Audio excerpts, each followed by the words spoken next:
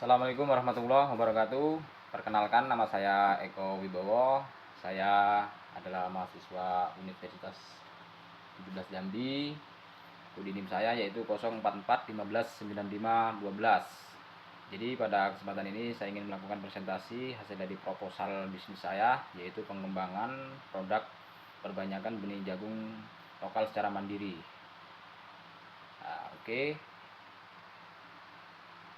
Latar belakang. Jadi di latar belakang proposal yang saya buat itu praktik pengembangan model bisnis ini perbanyakan benih jagung lokal secara mandiri didorong oleh beberapa faktor utama yang berfokus pada peningkatan ketahanan pangan.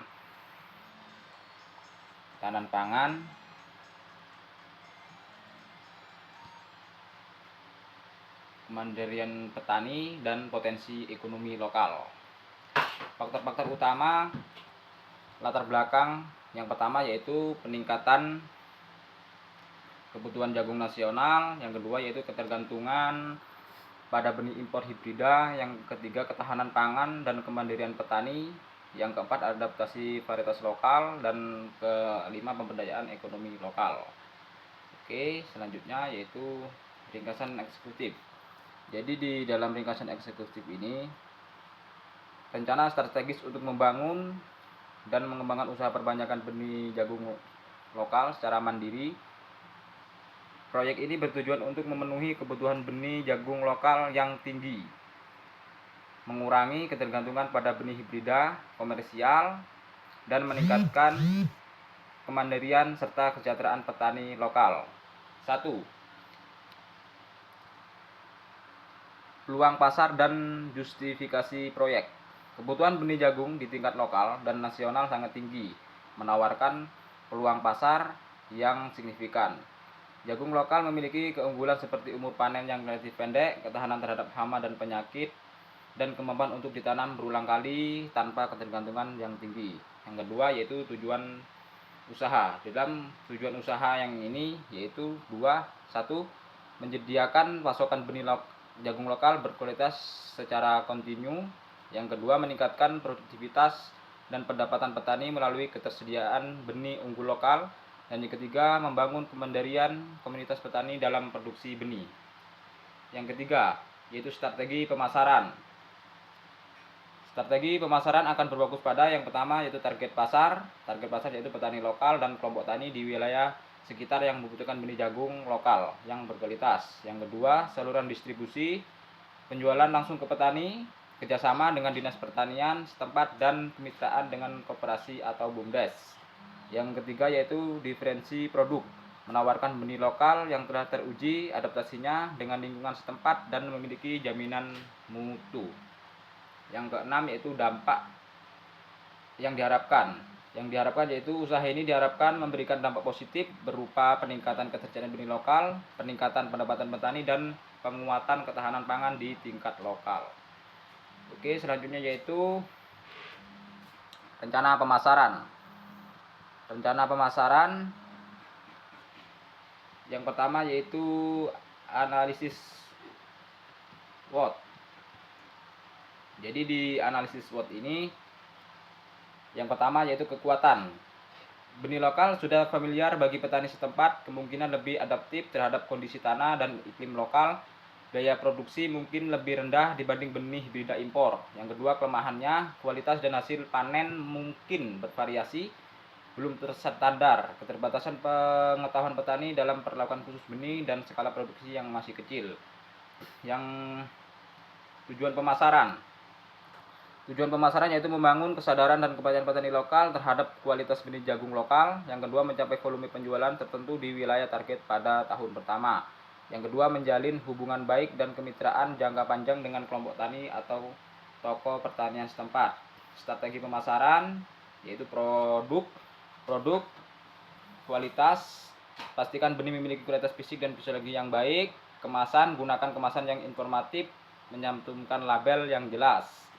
Harga tentunya harus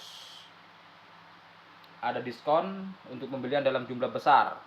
Nah, yang selanjutnya yaitu tempat, saluran langsung, menjual langsung pada petani atau melalui kelompok tani setempat.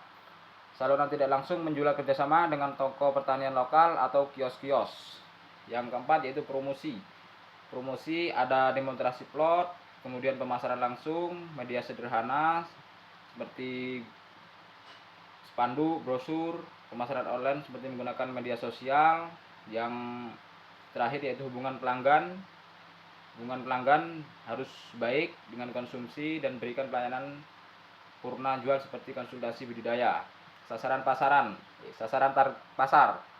Target utama adalah petani jagung di wilayah lokal atau sekitar yang masih menanam varietas lokal dari hasil panen sebelumnya atau yang mencari alternatif benih hibrida yang lebih terjangkau. Yang kelima, anggaran pemasaran. Alokasikan anggaran untuk kegiatan promosi seperti pembuatan demplot, pencetaan materi, promosi, dan biaya transportasi untuk pemasaran langsung. Selanjutnya yaitu rencana keuangan. Jadi untuk rencana keuangan, sumber penerimaan penjualan produk dalam satu trip yaitu 8.000 kilo dikali harga 10.000 yaitu 80 juta. Selanjutnya yaitu pengeluaran kas. Jenis pengeluaran: 1. Biaya tetap, sewa tanah 3 juta, pajak 200.000, penyusutan alat 500.000. Total pengeluaran 37.700. Biaya variabel seperti benih 30 kilo yaitu 2 juta, pupuk 5 juta, pestisida 2 juta. Total pengeluaran 12.700. Cash flow bersih yaitu 80 juta dikurang 12.700 yaitu total bersihnya 67.300. Analisis kelayakan usaha. Analisis kelayakan finansial, keuntungan benih, total penerimaan, total biaya operasional sama dengan 80 juta dikurang 19.700 yaitu 60.300 per musim. Jadi untuk usaha ini layak untuk dikembangkan. Resiko dampak usaha. Yang pertama yaitu kualitas benih rendah, tidak murni untuk benih hibrida. Produk generasi kedua akan turun drastis. Solusinya yaitu memastikan sumber benih jelas, bersertifikat, dan dari varietas unggul yang sesuai. Yang kedua yaitu keterbatasan atau kurangnya keterampilan petani. Pelatihan, solusinya yaitu pelatihan dan bimbingan teknis budidaya benih jagung yang benar. Ketiga yaitu konsumen bimbang dengan hasil benih yang telah diperbanyak. Solusinya yaitu harus membuat uji coba dan percontohan agar dapat membuat calon konsumen bisa yakin dan percaya. Yang keempat yaitu keterbatasan pasar. Solusinya yaitu promosi digital dan kerjasama dengan koperasi. Dampak positifnya yaitu meningkatkan pendapatan yang pertama, yang kedua yaitu menumbuhkan wirausaha, dan yang ketiga mengurangi ketergantungan dengan benih hibrida. Oke, itulah hasil presentasi saya dari proposal yang saya buat. Saya Iri dari Topik Budidaya. Wassalamualaikum warahmatullahi wabarakatuh.